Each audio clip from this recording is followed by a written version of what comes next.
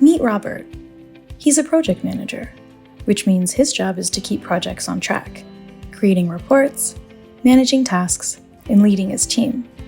Sometimes he also needs to analyze data to make informed decisions. Recently, Robert was asked to brief his director on food insecurity in Canada. His team brought him a report they found online. It claimed that 38% of Canadians faced food insecurity in 2024. In today's information environment, numbers can spread quickly, but not all data is collected or analyzed the same way. So, before using the 38% figure, Robert wonders, could sharing it without checking risk spreading misinformation? Who came up with this number? How is it calculated? Can we trust it? Before presenting this information to senior management, Robert knows he needs to dig deeper.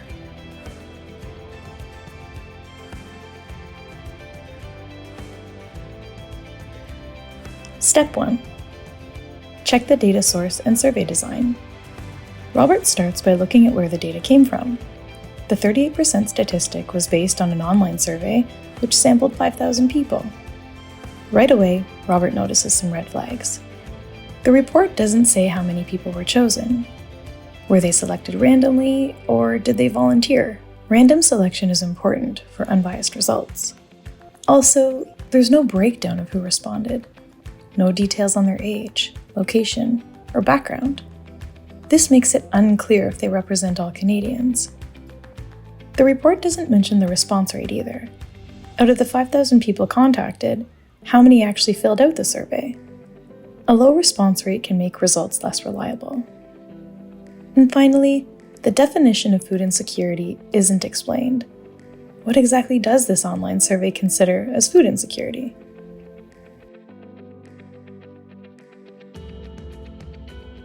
To compare, Robert looks at data from Statistics Canada's Canadian Income Survey. This annual survey collects information on various topics, including food insecurity. In 2022, this survey used a much larger sample, 60,000 households, and had a 70% response rate. It found that 23% of Canadians experienced food insecurity. This number is much lower than the online survey at 38%. Robert realizes he needs to find out why.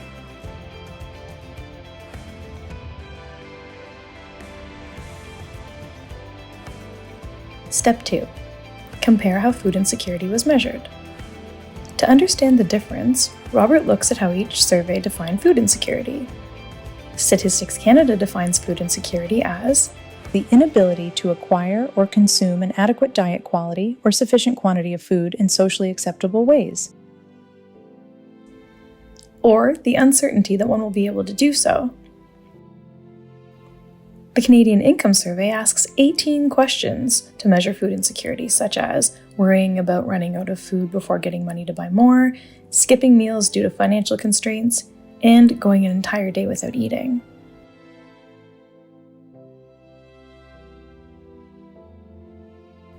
The online survey, on the other hand, did not provide the definition of food insecurity and used only one question to measure it in the past year.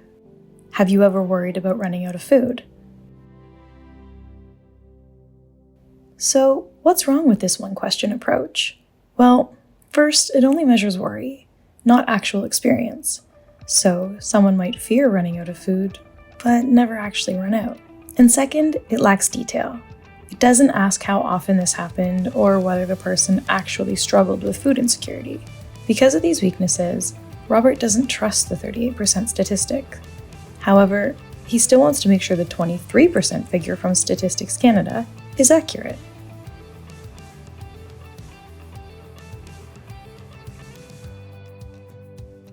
Step 3. Check if the data is up to date. Robert considers when the data was collected. Statistics Canada's survey is from 2022, but it's now 2025. The online survey data was collected in 2024, which is more recent. That's why Robert's team wanted to use it.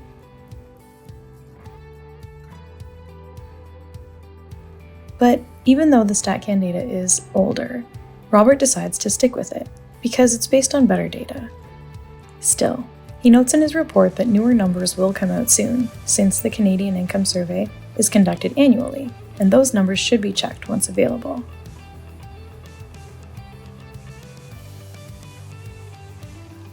Step 4. Look at trends over time to get a better picture. Robert looks at food insecurity data from past years. In 2020, which was a pandemic year, 16% of Canadians experienced food insecurity. In 2021, there was a slight uptick to 18% after financial aid programs ended. Then, in 2022, 23%, a further increase as economic challenges continued. Since the 23% in 2022 continues the short-term trend that aligns with the economic conditions Canadians have faced since the onset of the pandemic, Robert believes this estimate is reasonable. Meanwhile, the online survey doesn't provide past estimates, so there's no way to check if their 38% is part of a trend or just an outlier. This reinforces Robert's decision to trust Statistics Canada's numbers over the online survey.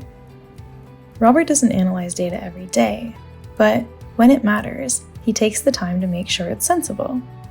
His critical thinking prevents misleading numbers from influencing important policy decisions. After all, good decisions depend on good data, and good data comes from proper methods and careful analysis. So, even if you're not a project manager, you're still exposed to statistics all the time, on social media, in news reports, and in school. Not all numbers are reliable, so it's important to question where they come from and how they were obtained. Next time you see a surprising statistic, ask yourself, who conducted this survey? Is it from a trustworthy source? How many people participated? Was the sample large enough? And what was the response rate? How were participants chosen? Was the selection process unbiased? And how were questions asked? Did they capture the concept properly? And finally, how recent is the data? Is it still relevant? By asking these questions, you can help avoid the spread of misinformation.